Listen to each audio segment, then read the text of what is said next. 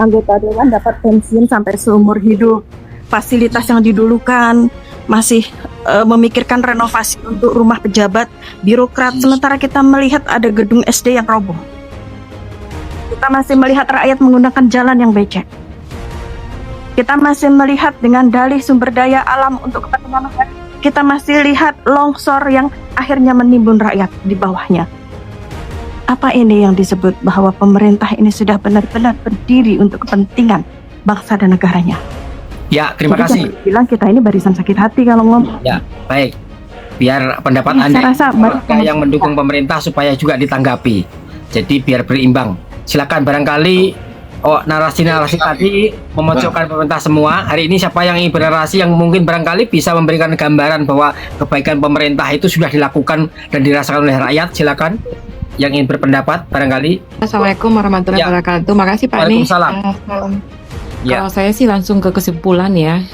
Ya, gimana? Kita ini sedang dipimpin oleh pemimpin yang memimpin negara ini bukan sesuai dengan visi dan misi dan juga konstitusi. Tetapi kita sedang dipimpin ya dengan caranya sendiri. Semuanya ini dikembalikan kepada kepentingan partai atau golongan. Dalam pembangunan kita itu kan harus searah. Visi dan misi Indonesia ini kan katanya beliau kan Indonesia emas dan gemilang di 2045. Nah, berarti langkah-langkah yang diambil itu harus menuju ke sana. Itu yang pertama. Yang kedua, di dalam sistem pemerintahan ini kita memiliki anggota DPR. Ya, yang mana adalah mereka bertugas untuk menyuarakan suara rakyat dalam arti segala permasalahan yang terjadi di masyarakat. Maka seharusnya kebijakan-kebijakan yang dilakukan oleh pemerintah itu harus menjawab dari suara rakyat yang ada di DPR.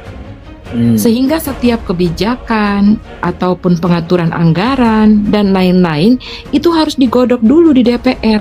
Apakah ini sesuai dengan kebutuhan rakyat atau tidak? Baik. Tapi yang terjadi saat ini kan saya rasa tidak.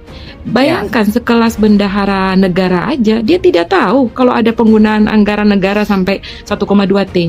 Ini kan lucu.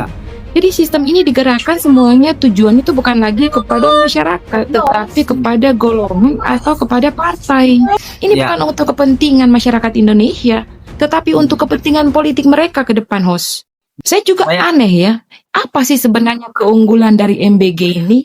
Ya, kalau kita mau lihat kan sebenarnya dampaknya di mana? Yang pertama ya, anggaran yang berlebihan karena semua masyarakat itu dipukul rata ya sama memerlukan MBG.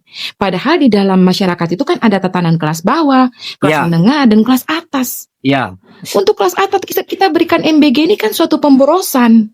Seharusnya kita bisa melihat tatanan bawah itu dia memerlukan apa, kelas menengah memerlukan apa. Itu yang kita prioritaskan sehingga ada berkeadilan. Kalau seperti ini kan miris. Ya. Berikut lagi ditambah anggaran yang diberikan ini sementara kita ketahui banyak masalah yang lebih krusial di dalam negeri ini, yang lebih penting. Menyangkut dengan kalau kita mau berbicara menyangkut dengan Indonesia emas dan gemilang, otomatis yang kita bicarakan adalah sumber daya manusia. Sumber daya manusia itu ya intinya terdiri dari bagaimana mereka mampu mendapatkan pendidikan. Itu yang pertama. Dan ditunjang dengan kesehatan. Kesehatan dalam arti bukan memberikan makanan. Karena kalau kita mau alihkan ke memberikan makanan, MBG ini kalau kita rata-rata lihat saat ini kan semua bermasalah. Ya, betul. Dengan dapur-dapur dan sajian yang tidak higienis. Banyak orang kaya yang makanannya nggak dimakan itu. Di rumah makanannya lebih enak soalnya. Dikasih MBG nggak kemakan. Iya, mubazir. Iya. Iya, betul. Seharusnya yang menjadi permasalahan ini di kelas menengah, pendidikan itu yang harus diperhatikan itu pendidikan guru. Ya, mohon maaf, kesejahteraan guru dan juga bagaimana ada pendidikan gratis itu yang dibutuhkan. Ya. Menuju Indonesia emas itu gurunya harus disejahterakan dulu. Ketika guru sejahtera, maka akan melahirkan anak-anak yang cerdas. Yang sudah cerdas, berikan mereka ada kesempatan. Pendukung kemarin yang mengatakan gini, pendidikan sekarang sudah gratis, untuk apa digratiskan lagi? Pendapatnya. Kata siapa pendidikan gratis? Justru pendidikan tidak gratis. Oke lah, pendidikan umum mungkin ada gratis ya, dari PAUD sampai SMA. Tapi pendidikan tinggi, yang mana dia akan ciptakan teknokrat ya, orang-orang yang memang spesialis di bidangnya. Ya. Ini yang dibutuhkan oleh negara untuk menjadi Indonesia emas dan gemilang. Saya pernah melihat kemarin ada rekaman anak ke SMA, dia lulus seleksi masuk ke perguruan tinggi secara nasional jalur prestasi. Ketika Ya. dia berbahagia, ibunya langsung bertanya, bayarnya gimana?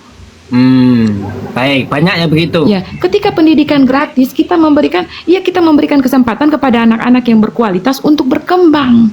Dan ketika mereka berkembang, pendidikan mereka itu akan memberikan kontribusi kepada negeri ini. Tapi ketika yang kita pikirkan hanya makanan, percuma tubuh kita digendutkan, tetapi otak kita dipersempit. Terkait dengan sandang pangan ini kan bukan tugasnya pemerintah, Pak Ne. Ini tugasnya orang tua. Nah, bagaimana caranya sekarang negara itu berpikir? Ya, permasalahan di orang tuanya apa? Lapangan kerja. Ya. Ya, ketika mereka berhasil membuka lapangan kerja, yakin dan percaya anak-anak tersebut akan mendapat asupan gizi dari orang tuanya. Saya merasa sepertinya kita ini sedang dimiskinkan di negara sendiri. Iya. Ya.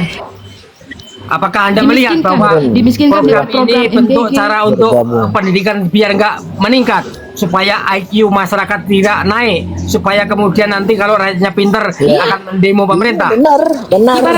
Ibarat kata begini, Pak Ne, ibarat kata begini. Mungkin kita semua punya peliharaan ya. Ya. Kita ini lagi diperlakukan sebagaimana hewan peliharaan yang setiap saat diberikan makanan. Hewan peliharaan saja, sekalipun dia diberikan makanan, tetapi kadang ya kita melatih dia untuk menjadi hewan yang tangkas. Sementara kita manusia hanya disusupi dengan makanan, dan makanan. Padahal kita membutuhkan otak yang kritis. Ditambah lagi dengan saat ini, host, udah diberikan makanan, kita dipertontonkan dengan adanya orang-orang yang kritis dikebiri di negara ini. Oke itu. Baik. Ya. Ini ada pertanyaan Seperti saya yang kita lihat, ya, ini. setiap kali mereka Makanan, sebentar Uma, makanan yang dikasih itu bentuk dari cara supaya cerdas, supaya nggak stunting, supaya IQ-nya meningkat. Apakah salah itu MBG kalau dikatakan seperti itu? Mohon maaf, Ya. tidak semua Salah anak banget. di Indonesia itu stunting. Ya. Kan bukankah ada program stunting yang sudah diberikan sebelumnya? Ya. Jadi kenapa ada tumpang tindih program di sini? Ini yang saya bilang tidak tepat sasaran.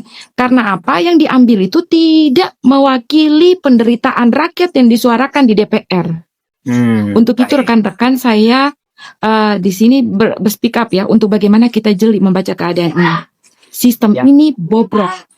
Karena apa? Mulai dari lingkungan legislatif, sosial kontrolnya, lingkungan eksekutif, pemerintahannya, maupun yudikatif hukumnya, semuanya diisi oleh orang-orang yang hanya memiliki kepentingan politik.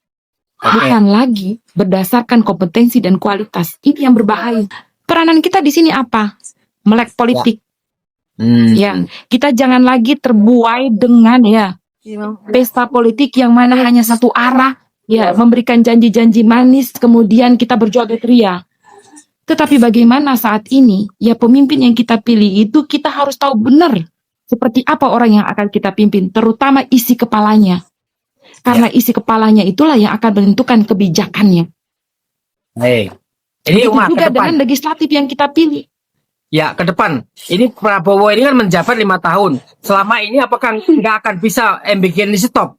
Artinya nunggu Prabowo berhenti jadi presiden baru bisa stop MBG ini kira-kira menurut Anda? Inilah fungsi anggota rakyat kita, ya fungsi DPR yang duduk di sana. Kan ada kajian ya. Setiap satu program dilakukan itu kan pasti ada kajiannya. Sejauh mana kontribusi MBG terhadap anak-anak di Indonesia?